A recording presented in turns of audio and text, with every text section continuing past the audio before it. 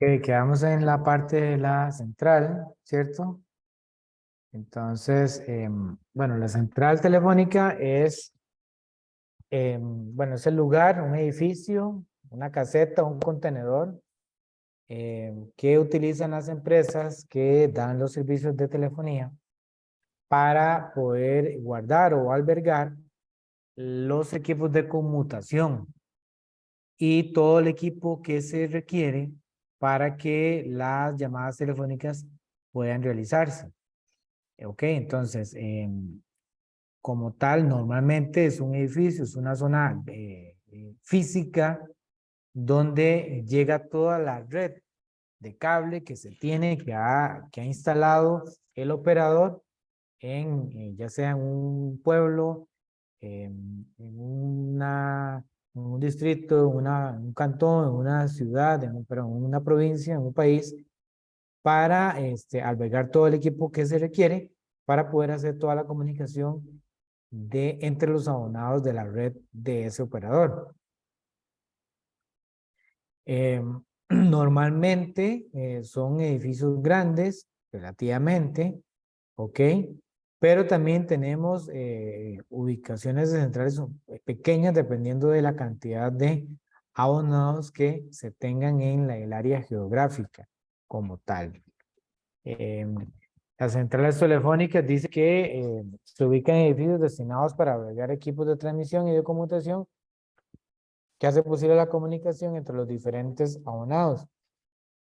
Ahí en ese lugar propiamente se localizan los equipos de energía, o sea, los que le dan la fuente de energía a el sistema como tal, y el repartidor general o el MDF, que en inglés significa Main Distribution Frame, que es por así decirlo como el corazón, si lo podemos decir, o la estructura principal de distribución que tiene que instalar la empresa operadora de telefonía para poder suministrar el servicio a todos los abonados como tal. Dice que el término de central telefónica se utiliza en muchas ocasiones como sinónimo de equipo de conmutación, más que como un edificio o ubicación. Entonces, eh, normalmente la gente popularmente le llama a la central telefónica al aparato en sí, pero para efectos nuestros también o sea, también hablamos del edificio o del lugar donde se utiliza, donde está instalada planta, eh, la planta como tal de la central. Eh, los equipos de conmutación de las centrales telefónicas se llaman también nodos telefónicos y estos nodos se encuentran jerarquizados. ¿Eso para qué? Bueno, para que los diferentes nodos puedan dar acceso a los próximos abonados. Eso parece decirlo como una especie de jerarquía. O sea, central, nodo y después el abonado. Y eso va a depender de la cantidad de personas o de usuarios que estén conectados en una zona geográfica. Perfectamente bien, en zonas rurales podemos tener un nodo que abarque más área geográficamente hablando, o sea, en distancia, porque hay menos abonados que en un área urbana, donde en un área, pero en menos metros cuadrados de terreno, se tienen más abonados. Recordemos que los abonados como tal es cada teléfono que hay instalado, o sea, cada usuario. Y el usuario puede ser usuario doméstico, residencial y usuario comercial o industrial. Entonces, normalmente en las áreas rurales, donde hay mayor concentración de personas, o donde hay mayor concentración de actividad económica, entonces normalmente se tiende a haber una mayor demanda de servicios, por lo tanto, los nodos van a ser más y van a abarcar mayor cantidad de abonados. O perfectamente bien, puede abarcar la misma cantidad de abonados un nodo, pero en menor espacio geográfico. ¿Ya? Mm, Básicamente porque más abonados en menos cantidad en menos área cuadrada por cubrir. ¿Qué equipo y qué material contienen una central telefónica? Bueno, Los equipos incluyen el equipo de conmutación, los equipos de transmisión entre centrales. Esos pueden utilizar diferentes medios de conexión. Puede ser fibra, puede ser cable coaxial, puede ser cable de cobre. Ya actualmente las centrales o ese tipo de equipos están conectándose a través de fibra, porque la fibra tiene una serie de ventajas con respecto al cobre y al cable coaxial. Una de ellas es que tiene mayor ancho de banda. Al tener mayor ancho de banda, permite más velocidad, mayor cantidad de conexiones de forma simultánea y menor pérdida con respecto a las tecnologías que utilizan cable coaxial y cable de cobre, que dicho sea de paso, pues ya van como de, ya empezando a ir quedándose atrás, porque la tecnología de fibra, pues ya hoy por hoy es mucho más barata, y no solamente mucho más barata, sino que también es más distribuida y se tiene mucho más retorno de la inversión. Recordemos que una red telefónica para nada es barata, ¿cierto? Una red telefónica es cara y requiere de un mantenimiento bastante considerable, ¿cierto? Porque no solamente las centrales como tales, sino que hay que darle un mantenimiento a la infraestructura física que hay.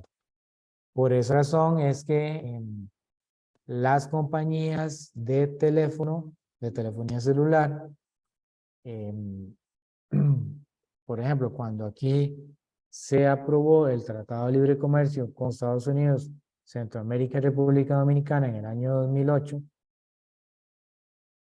el famoso documento del TLC, decía, estipulaba claramente de que el ICE, que es el proveedor de telefonía fija en Costa Rica, tenía que alquilarle la infraestructura que él tenía a las operadoras que iban a ingresar de internet y de telefonía celular, o por un costo ahí X, se supone que debe cubrir los costos de operación y de mantenimiento y todo lo demás, porque desarrollar esa infraestructura era bastante cara. Entonces, ¿para qué vamos a invertir? Veámoslo así, para que una empresa nueva va a venir aquí a Costa Rica a invertir en cableado, bueno, en postes, en cableado, si ya esa red está.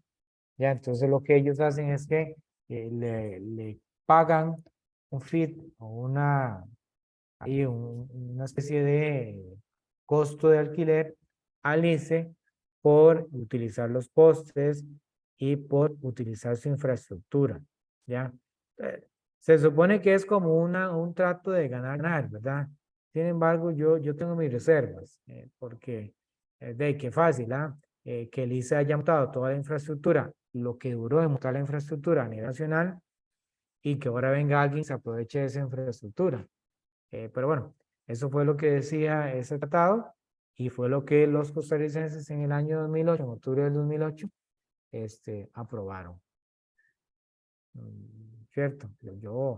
A título personal no me están preguntando, pero yo no estuve de acuerdo con ese tratado y yo voté en contra de ese referéndum que se hizo en ese año porque consideraba que no tenía tantas ventajas como las que pregonaban los políticos de aquel entonces. Pero bueno, la decisión se tomó, el pueblo dijo que sí y hoy por hoy todavía estamos esperando los beneficios de eso. Bueno, en la parte de telecomunicaciones sí estipulaba eso, la parte del tratado de libre comercio. Siguiendo con el tema, dice que tiene los equipos y lo que hay en una central telefónica, dice que es el repartidor principal de cable que interconecta los pares de los abonados con los cables de la entrada a la central, los equipos de ventilación muy importantes. Las centrales telefónicas generan mucho calor, son circuitos de alta velocidad, de alta conmutación, y alta velocidad y alta conmutación siempre va asociado a calor. Si no me creen, ¿alguno de ustedes ha tenido una máquina de gamer o ha visto una máquina de escritorio de un gamer?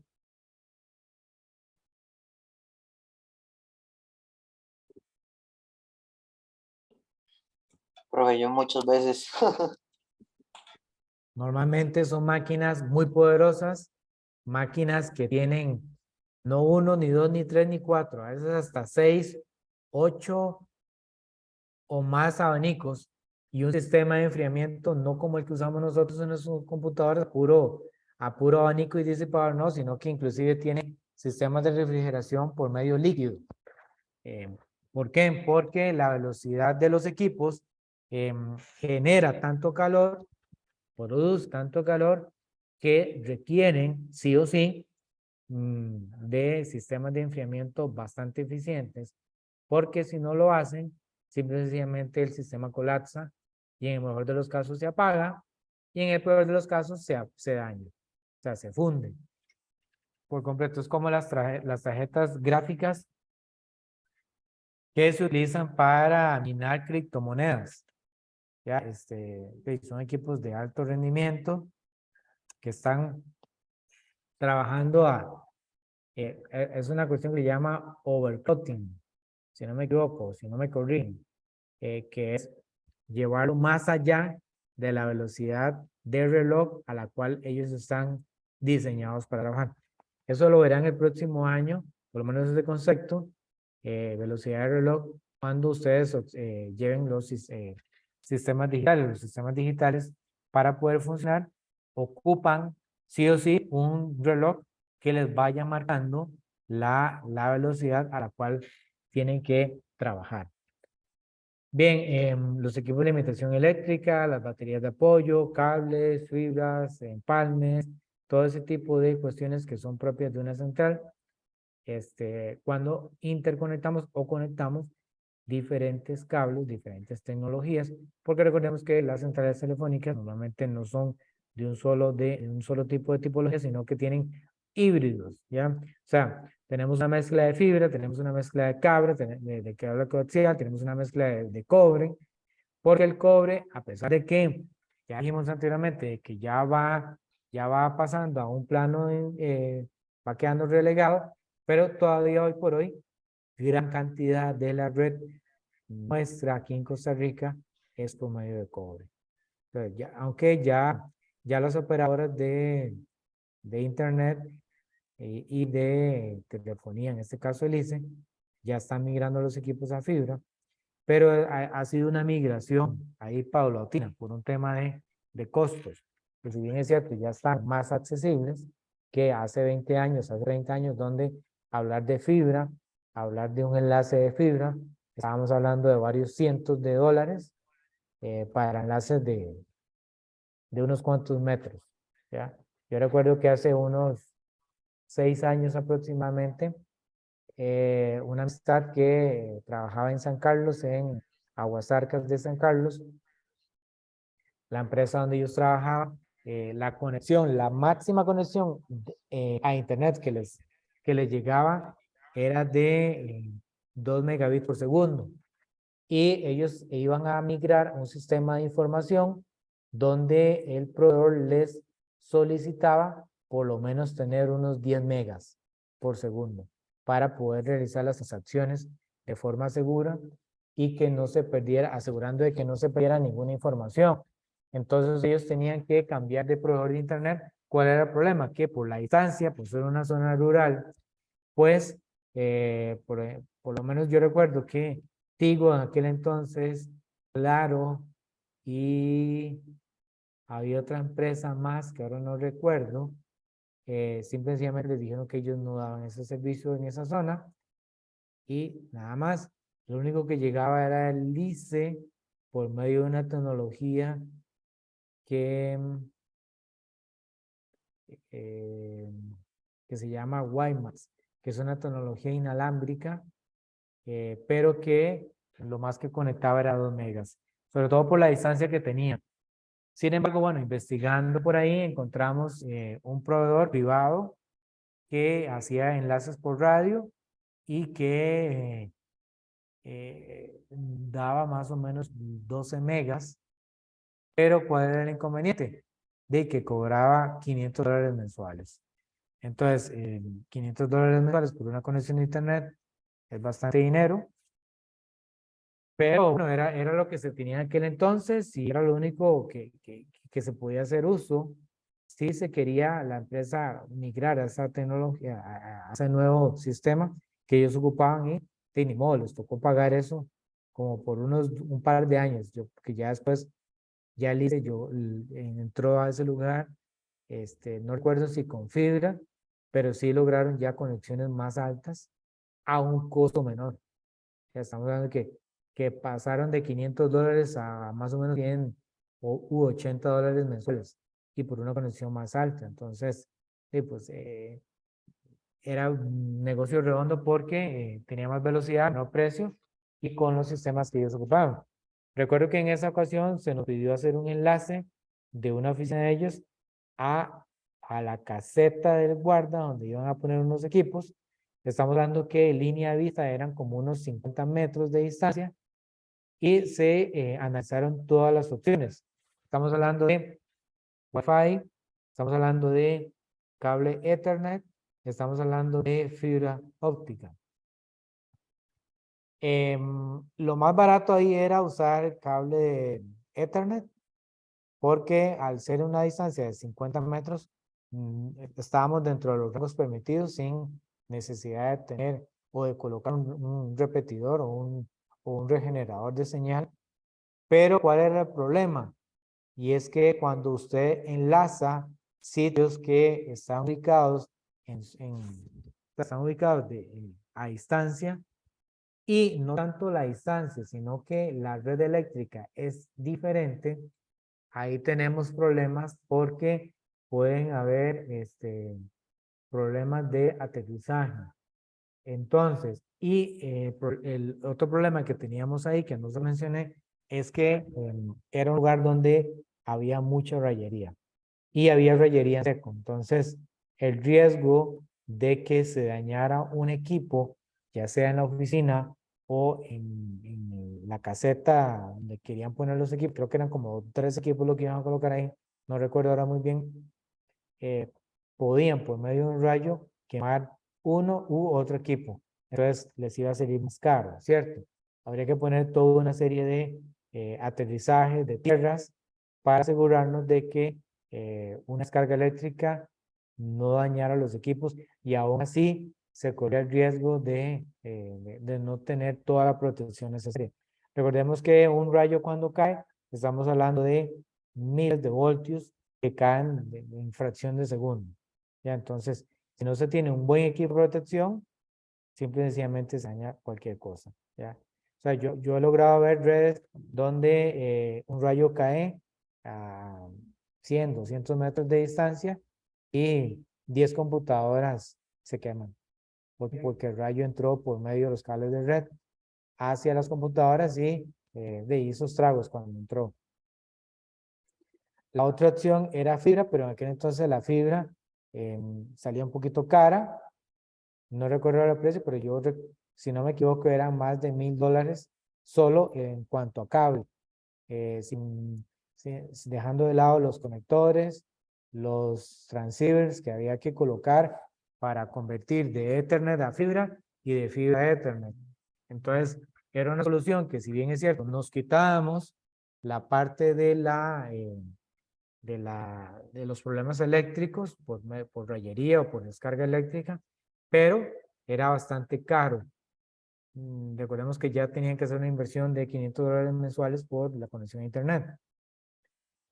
Al final se hizo una conexión Wi-Fi por medio de un repetidor y funcionó bastante bien. Se utilizó un cable especial para la repetidora, la antena que se puso en el techo, y funcionó bastante bien. Logramos una conexión en aquel entonces de 50 megabits por segundo entre oficina a oficina. Eso es bastante bien para transmitir datos, más que todo porque lo que iban a hacer era compartir ahí unos archivos. Entonces, la conexión como tal era tan crítica, pero sí se requería que hubiera conexión simultánea o que hubiera conexión en tiempo real entre los dos puntos. Entonces fue una opción, tal vez no la ideal, pero sí la más económica y la mejor dadas las circunstancias que se tenían en ese momento.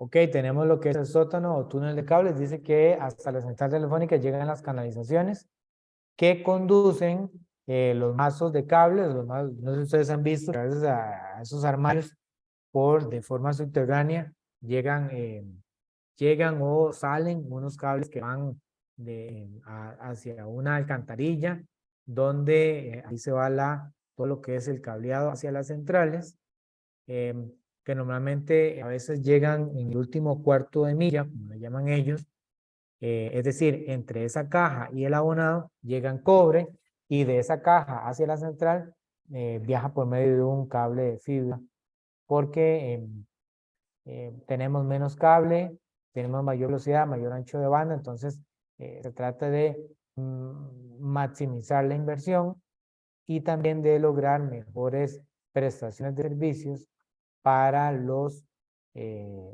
abonados, ¿ya? Ok, los cables dicen que tienen los pares que vienen bueno, de los abonados, lo que les estaba comentando. Del abonado hacia la caja llega por cobre, de la caja a la central, pues puede llegar por fibra o puede llegar también por un cable de cobre de mayor calidad, obviamente, para asegurarnos que hay una mejor distribución, perdón, una mejor conexión entre esa caja de registro y la central telefónica. Tenemos el repartidor o distribuidor principal, dice que realiza los puentes adecuados para unir con los pares procedentes de los abonados a los pares del equipo de conmutación telefónica de cables. Bueno, aquí tenemos una tecnología que se llama DSLAM o DSLAM, como también se le conoció, que es un servicio de ADSL que en el año 2003, por ahí, porque se fue comercializando de forma masiva aquí por el ICE, y ya los usuarios dejamos los modems en las computadoras, los modems analógicos, por conexiones DSL o ADSL, donde permitía una velocidad de conexión un poco más amplia con respecto a las 48 kilobits por segundo. Ya estábamos hablando de 2 megas, de 4 megas, bueno, de 1 mega, 4 megas, 2 megas, 4 megas, 8 megas, para una conexión de una casa. Entonces, estamos hablando que en el año 2003, aquí en Costa Rica, una conexión de 2 megas, pues era bastante significativa de aquel entonces y que obviamente era bastante cara. Estamos hablando que por esos 2 megas se paga lo que actualmente usted puede pagar por 100 megas, ¿ya? Entonces, pero bueno, era la tecnología que se tenía en aquel entonces, era lo que teníamos a disposición y era con lo que se trabajaba, ¿cierto? O sea, no podíamos optar por otra conexión más rápida porque, por lo menos aquí en el país, no existía ninguna otra. Dice que el repartidor se ubica en en una sala localizada en el edificio de la central, dice, por lo general en la primera planta. Sobre el repartidor se ubica la sala de equipos, debajo del mismo se encuentra el sótano de cables. El repartidor principal contiene en su interior uno o más bastidores, es decir, como rack, ubicado longitudinalmente. En cada bastidor se encuentra un panel con hilos verticales y otro con hilos horizontales. Los hilos horizontales están identificados y conectados a los equipos de la central y los hilos verticales están asociados a los pares que van hacia los abonados. Entonces se hace una conexión vertical, es decir, abonado con la red horizontal, es decir, la central. Era como por así decirlo, la conexión entre abonado y lo que me lleva hacia la central telefónica como tal. Dice que cuando se va a efectuar una instalación se realiza un pase de interconexión física en una posición de la regleta. Dice que se conecta por un par de vías de la red primaria, es decir, de las verticales. Recordemos que la red primaria es lo que va hacia el abonado y los equipos de la central, es decir, con la parte horizontal. Funciones de los equipos de conmutación. Bueno, la tecnología convencional, la red telefónica básica, RTB, y la red de telefónica conmutada, lo que es la RTC, es atendida por equipos de conmutación digital. Las centrales digitales son en realidad la evolución de las primeras centrales manuales y automáticas, análogas, electromecánicas, es decir, las antiguas centrales donde una persona hacía la conexión de un usuario al destino, luego se convirtieron en análogas conmutadas y que finalmente hoy por hoy son completamente digitales. Las centrales, dice, permiten conectar los abonados de una misma central, es decir, de una misma empresa, o bien, ya sea que usted quiera hacer una llamada externa hacia otra red de otro abonado, perdón, de otro proveedor de telefonía, sea local, es decir, aquí en Costa Rica, o en el extranjero, dependiendo de lo que usted quiera hacer, o bien también, si viceversa, es decir, si a usted lo quieren llamar del extranjero o de otra compañía telefónica que no está en el país, entonces también se encarga de procesar eso o de realizar esa conexión. El uso de procesadores dice que permitió realizar conexiones de la misma forma como se hacían con las centrales mecánicas, solo que obviamente al tener procesadores, pues la velocidad de conmutación, la velocidad de switcheo en este caso es mucho más alta, de mayor velocidad, tiene más alcance, es decir, tiene más cobertura, entonces la red se empieza a hacer más grande y más rápida a la hora de hacer la conexión como tal. Bien.